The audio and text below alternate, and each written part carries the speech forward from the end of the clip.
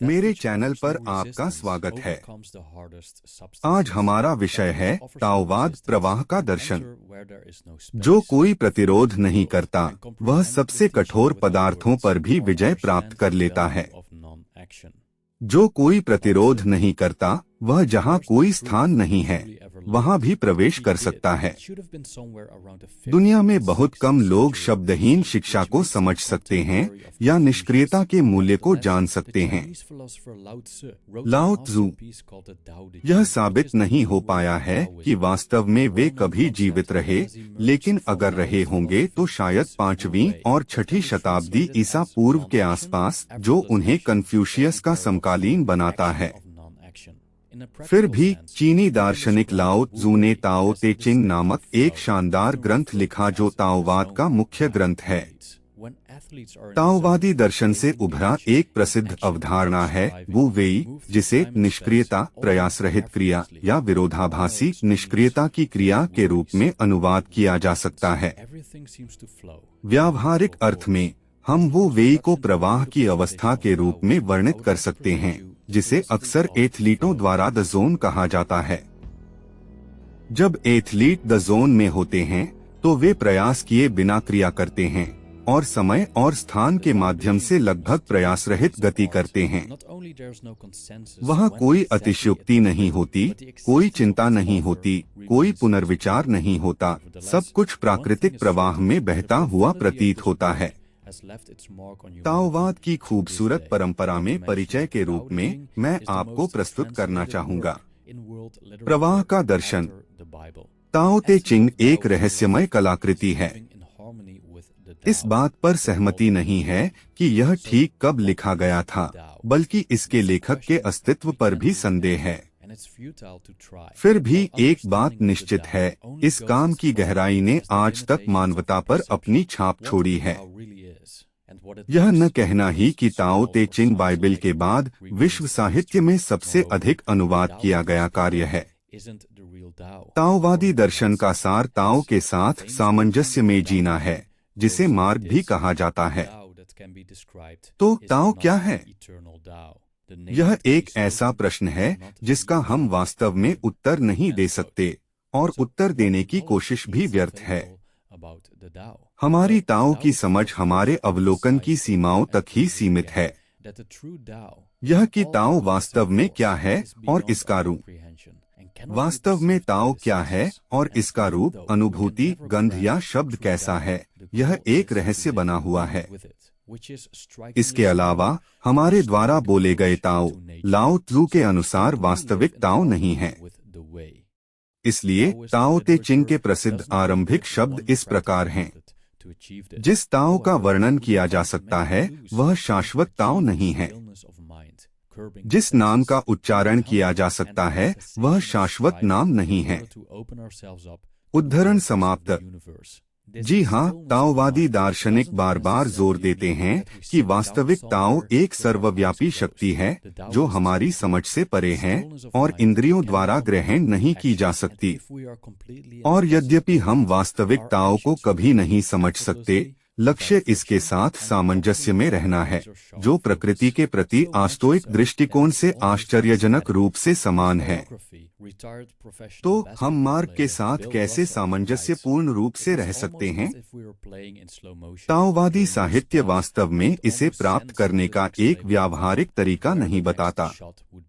हालांकि हम ऐसे कई संकेत पा सकते हैं जो मन की शांति प्राप्त करने, इंद्रियों पर नियंत्रण रखने, विनम्र बनने और परिश्रम को रोकने की ओर इशारा करते हैं, ताकि हम ब्रह्मांड की प्रक्रियाओं के प्रति खुल सकें।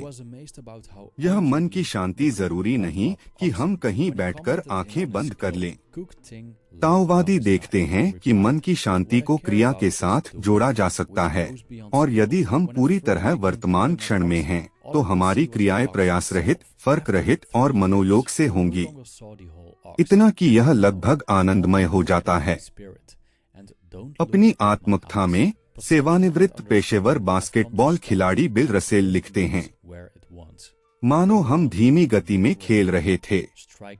उन क्षणों में मुझे लगभग अनुभव होता कि अगला खेल किस प्रकार विकसित होगा और अगली फेंकी कहां से ली जाएगी। उद्धरण समाप्त। ताओवादी ग्रंथ ज्वांगजी में एक रसोइये टिंग के बारे में कहानी है जो प्रवाह की अवस्था में काम करता है। इसने लॉर्ड वेनहुई का ध्यान आकर्षित किया, जो रसोइये द्वारा बैलों को काटने के तरीके से प्रभावित थे। जब उन्होंने उसके कौशल की प्रशंसा की तो रसोइये टिंग ने अपना चाकू नीचे रखा और जवाब दिया, मुझे मार्ग की चिंता है जो कौशल से परे है। जब मैंने पहली बार बैलों को काटना शुरू किया तो मुझे केवल बैल ही दिखाई देता था। 3 साल बाद मुझे पूरा बैल दिखाई नहीं देता था और अब मैं आत्मा से काम करता हूँ और आँखों से नहीं देखता। अवलोकन और समझ काम करना बंद कर देते हैं और आत्मा जहाँ चाहे वहाँ चली जाती है। मैं प्राकृतिक रचना का अनुसरण करता हूँ, बड़ी खोखलाई में वार करता हूँ, बड़े छिद्रों से चाकू निर्देशित करता हूँ और चीजों को उनकी स्थिति में छोड़। इसलिए मैं सबसे छोटी नस या पेशी को भी छूता नहीं, किसी प्रमुख जोड़ को तो बिल्कुल नहीं।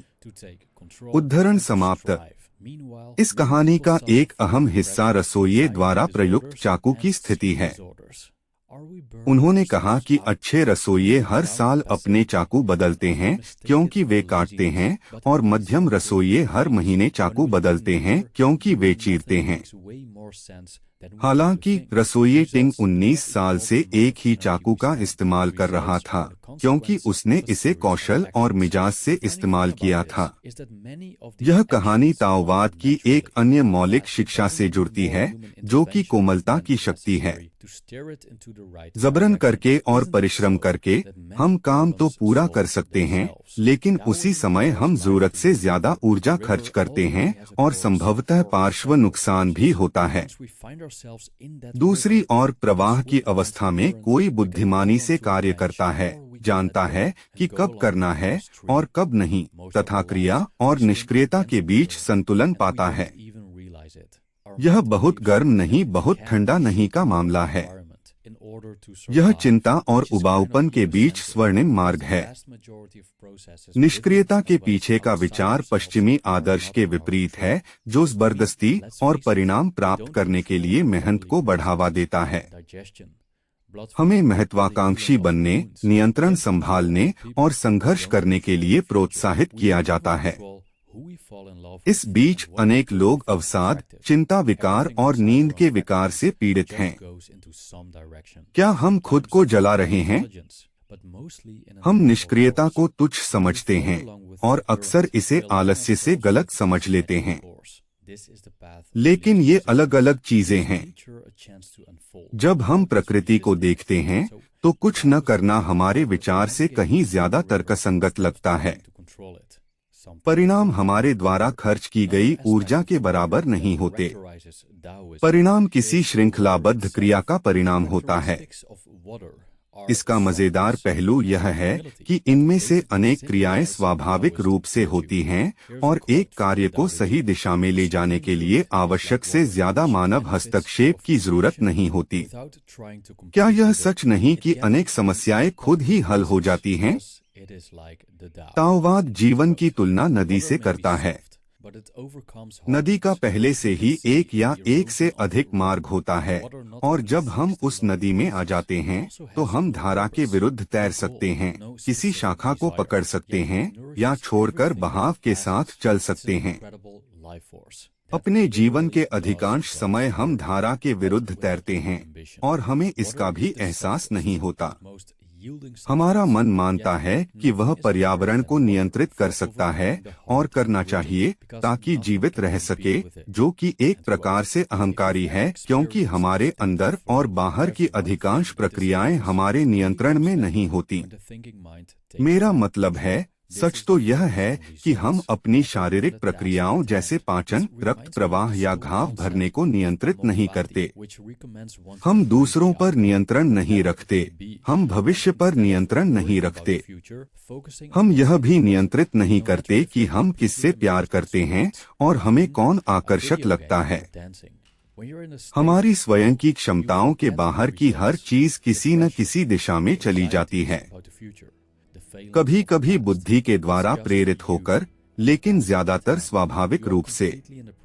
जब हम धारा के साथ बहते हैं तो हम इस प्राकृतिक प्रवाह के साथ तालमेल बैठा लेते हैं। यह कम से कम प्रतिरोध का मार्ग है। यह प्रकृति को अवसर देता है कि वह अपना विस्तार करे बिना हमारे किसी प्रतिरोध के। इसलिए ताओवादी मार्ग नदी में नौगमन करना है, न कि उसे नियंत्रित करने का प्रयास करना, जो कभी कामयाब नहीं होगा। नदी का एक और पहलू जो ताओवाद की विशेषता है वह है खुद पानी। पानी की विशेषताएं हैं नरमी और विनम्रता, जो मूल रूप से ताओवादी गुण का प्रतीक हैं। देखिए, ताओ ते चिंग में एक उद्धरण है। सर्वोत्तम भलाई जल के समान है, जो सृष्टि की सभी वस्तुओं का लाभ करता है बिना उनसे प्रतिस्पर्धा किए। यह अलोकप्रिय स्थानों पर एकत्रित होता है। इस प्रकार यह ताओ के समान है। उद्धरण समाप्त। पानी नरम हो सकता है, लेकिन यह कठोरता पर विजय प्राप्त करता है, जैसा कि हम चट्टानों के अपरदन से देख सकते हैं। और पानी केवल निचले स्थानों की खोज नहीं करता, इसका कोई उद्देश्य, लक्ष्य या विशिष्ट इच्छा नहीं होती। फिर भी यह अपने मार्ग में आने वाली हर वस्तु को पोषण देता है।